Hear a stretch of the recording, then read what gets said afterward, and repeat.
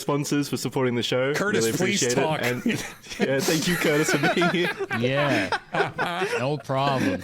We would, as a collective group, I think we'd like to apologize both to you and the audience for not saying a single word to you for the last 45 minutes. No, that was funny. I want to give it up for the sponsor Kaspersky for this podcast. Thank you. And hey man, it's his fault. He chose Moonfall Day to show up. No. That's enough of Moonfall. Now that's a banned word for the rest of this episode. No more Moonfall. Can we talk about Man Show? Because I found, Curtis, I know you watched Man Show recently. I used to love that fucking show. Me too. Dude, I never watched it when I was a kid. Like, I don't think I was like awake late enough to actually like catch it. I remember, I think like I was on like the comedy channel or whatever, Comedy Network. I don't know what it. Yeah. But it was on like after South Park or something, and I was like, I'm just gonna go to bed, I think, because I already watched the show I want to watch. So I never actually stayed up to watch the Man Show. But after watching it now, it's like, whoa.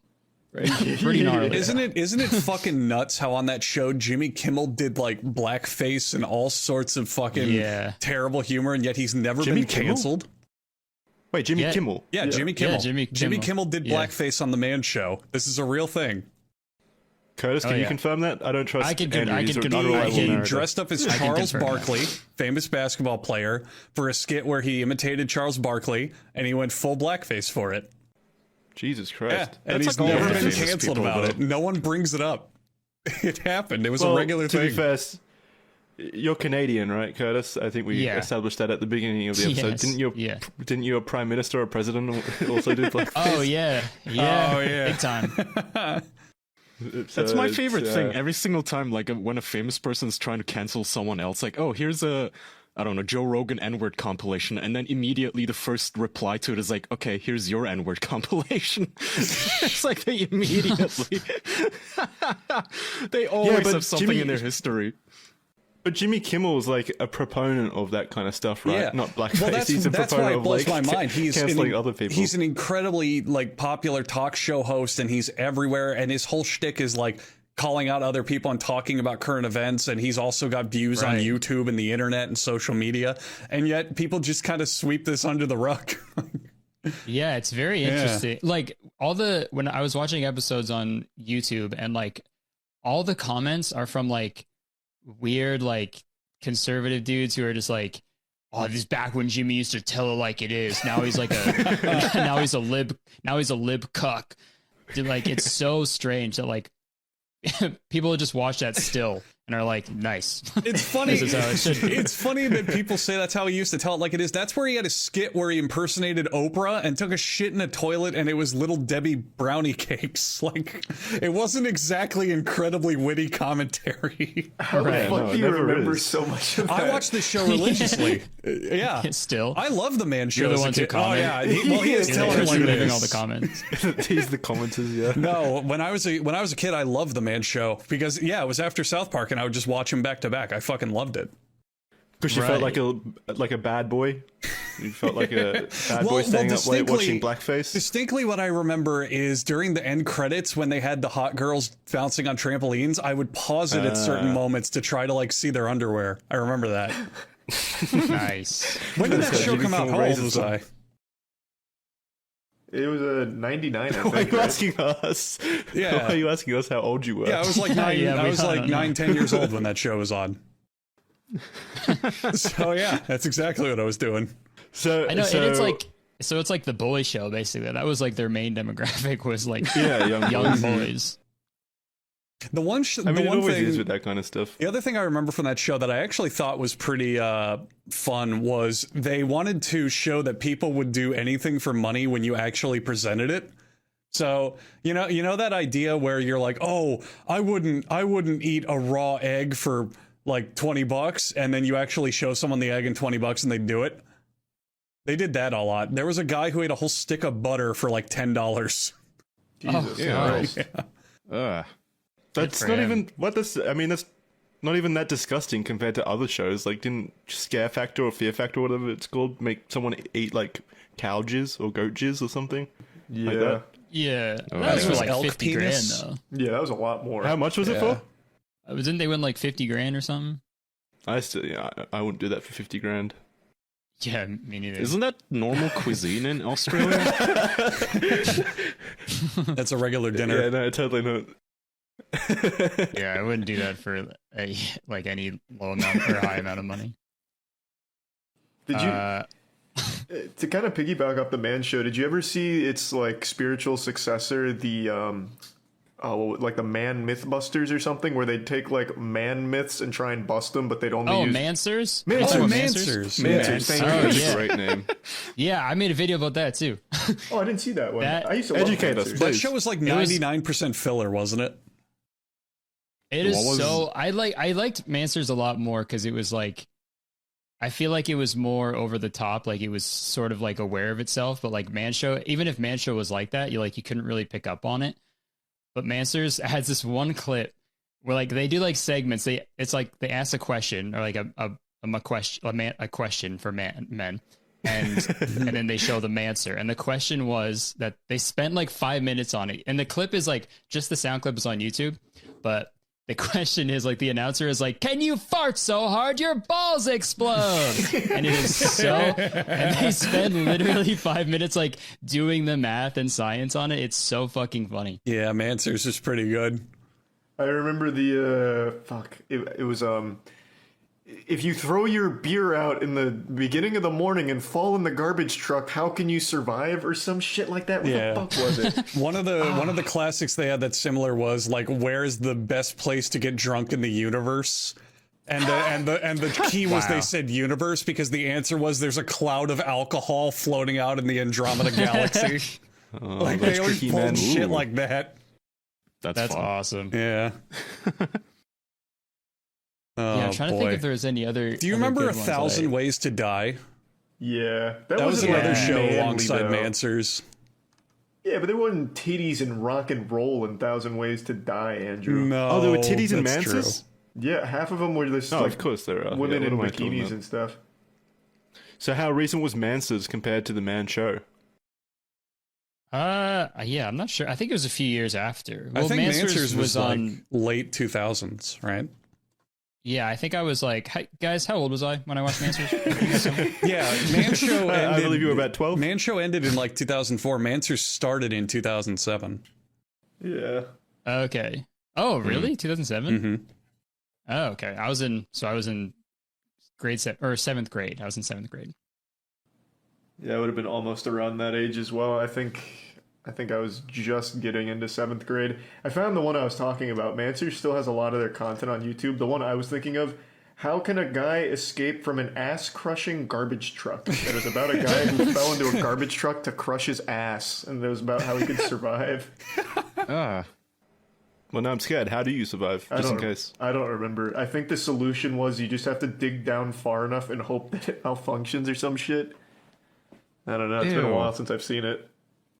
Oh, dude, I remembered one. It was like basically like how you mentioned the how they would just pull like these crazy like things from left field to like surprise you and like give the actual answer. It's like they did one where it's like, what's the best way to like get a girl or like to do it up the rear with someone?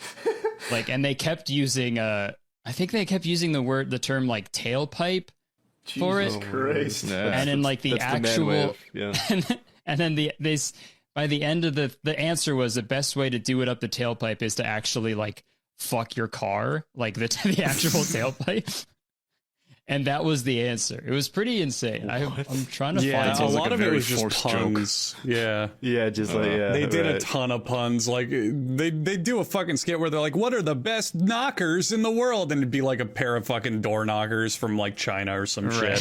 Oh. They absolutely would do that. So it was for like stoners. They would just laugh at the TV after like 10 p.m. It was supposed to grab your attention by being like what's the Sexual. most magnificent ass in the planet? And then it would be like the world's prize donkey. Like it was to Right. to get your Yeah, attention. but that's I mean, that's so something fucking little lame boys will compared laugh to at. Jimmy Kimmel literally doing blackface and like whatever he was doing. Like at least the Man Show committed to like I don't know, really not to- shitty stuff. Not to like undersell Manswers, but they still like for the biggest prize ass in the world, they'd show the donkey and then just a big lady's ass. Like they Yeah, they'd lead up to it with big asses, and they'd show examples. They'd be like, maybe it's Big Bertha, and like she'd be a porn star with a big ass, and then yeah, you'd get something out of it. I'm surprised there's not more shows like Naked Attraction, where it's literally just naked people on TV. It's so entertaining. What's that? It's so fucking fun. Oh, you haven't heard Oh, you of don't it? know No? Naked Attraction? Dude, this is a show that airs on... in the UK, I think, right, Jackson? Yeah, it's UK. And it's like, it's a normie channel too. It's like Channel 4 or some shit, where just, I guess, at midnight or something. So what Naked Attraction is, they get a bunch of naked people in the studio, like, I think 6 of them, or 5 or something. And then, 6. basically, they have the main character, the person who has to pick out of a lineup of naked people, the person that they want to date. But the way they do it is they reveal each body part one by one, so the curtain will go up, and then you see the top. Yeah, so you see the So you naked, see their feet and their vagina first, and then you see their like tits. And in between each of those rounds, you eliminate one person. Like you're judging them based entirely off like the first round. You're judging them entirely off their vaginas, yeah, or their cock. So you go, I want to remove Red because his foreskin isn't up to my standards. and then like once that happens, the red canister will lift up, revealing the rest of them, and then they have to have like an awkward interaction and leave, and then it just goes on forever. It's so good. Yeah, and then they always show like the person who got eliminated waddle off the set, and every single time they like zoom in on their fucking ass cellulite. And the hostess, I forget her name, but the lady hosting it every single time, she has to like Anna Richardson. What's her name? Her name's Anna Richardson, I think. Anna Richards or Anna Richardson. Well, every single time she like interviews the person who's doing the picking, she's like, "So, what do you think about his penis then? Is it like to your liking, or is it too small?" Yeah. As they zoom in. So it's fully uncensored, right? Yeah, it's fully uncensored. Okay. And more to the point, it's also like fully uncensored on YouTube. They have a YouTube channel and it's fully uncensored on there. What? So I don't know how they managed to swing that. Literally swinging. No, swinging yeah, you can see meter. full on cock and vagina. There was no limits to this. Like I was figuring, all right, they'll show penises and vaginas and boobs, but there's no way they'll show anus. And then like one of the rounds, someone bent over, you can see everything. So I don't know if there is any limits with That's Naked what Attraction. I say before I watch any show. There's no way they're going to show anus. Holy shit, you're right. There's no way. I'm skimming through an episode on YouTube, and there's just dicks and pussies flopping around everywhere. This is crazy. Yeah. What, you think this was a collaborative lie by me and Kaya? Well, I'm shocked it's on YouTube. Yeah, There's how a they lot get of away with dicks and that? penises on YouTube. There's like, you can literally type in As long like as they're not medical hard. questions and like naked yoga and shit. No, I understand from like a medical perspective or an educational perspective, but this is just reality TV.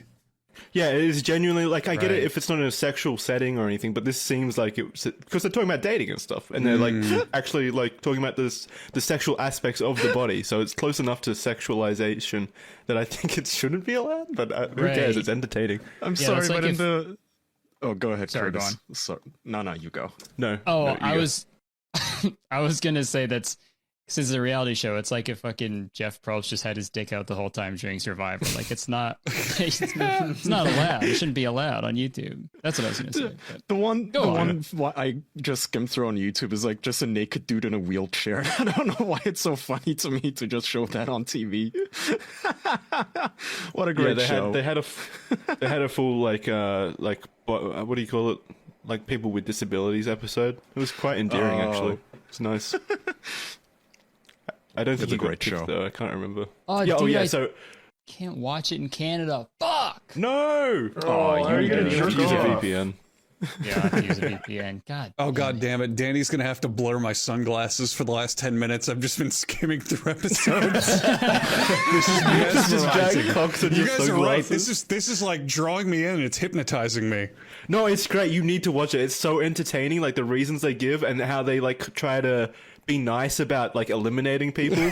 Like they're never like straight up rude or anything, but you could tell they're just not And it, like, attracted to them. And That's nice, then. spoiler alert, by the way, it literally never works. They do an after segment where, you know, the the person they finally pick, they go out on a date, and then a week later they do a follow-up, and every single time they just sit apart on the couch. They're like, yeah, we had one date, it didn't work out. It turns out picking someone based on a fucking tit doesn't really mean you're soulmates. Shocker. Oh yeah. A big component of this as well is that the host, not the host, the guest, like the person that goes on to pick, also has to go naked in the final round. So then the two other people